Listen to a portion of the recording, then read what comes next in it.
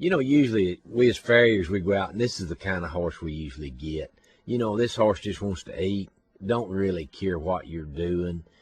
He's very uninterested in anybody putting shoes on him, trimming him, or anything else. All he's wanting to do is eat this nice green grass that's out there. And that's all he's paying attention to. And so we've got to figure out a way to get this horse to understand that he has to give us his attention. Because a horse like this will actually hurt you also. Now, we're getting ready to put the Noble head stall on this horse and get him where he's not quite so hungry, I guess, anymore. One of the things we actually go through here is when you go to put something on a horse, whether it be a halter, an oval, whatever it is, keep your arm between your head and that horse's head, because they can bang you up the side of the head really, really hard.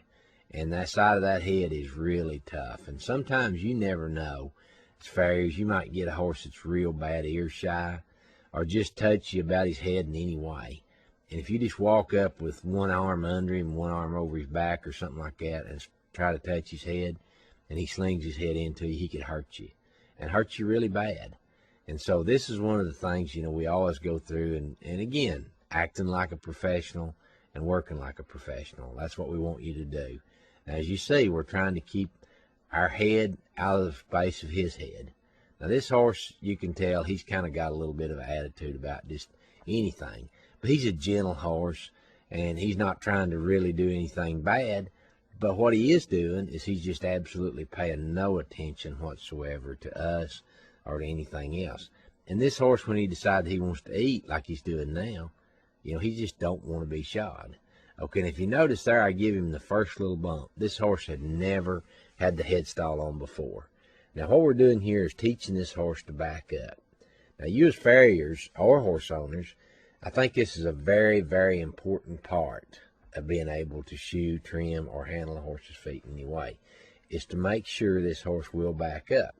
Because most of the horses that take their foot away from you, they actually take it away from you going forward.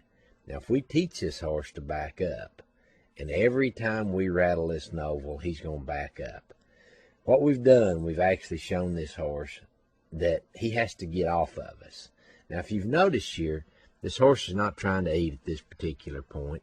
In fact, he's still got some in his mouth. He's just now chewing it up. But he's definitely not trying to go on down with it. Now, here we've got a young farrier student down at Danny Ward's that's actually nailing a shoe on this same horse. And as you see, this horse is standing here pretty calm, pretty quiet. This horse didn't have a great lot of problem, but he had some. And so what we're doing here, we're actually showing this horse to be able to put his head down. And by doing this, there's a lot of little techniques that you do to actually put their head down.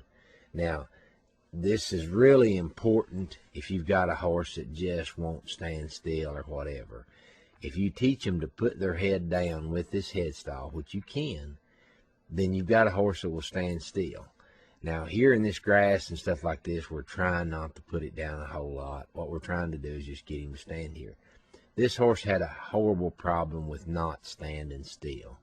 Now, after we put the head stall on him, you find out this horse standing real still.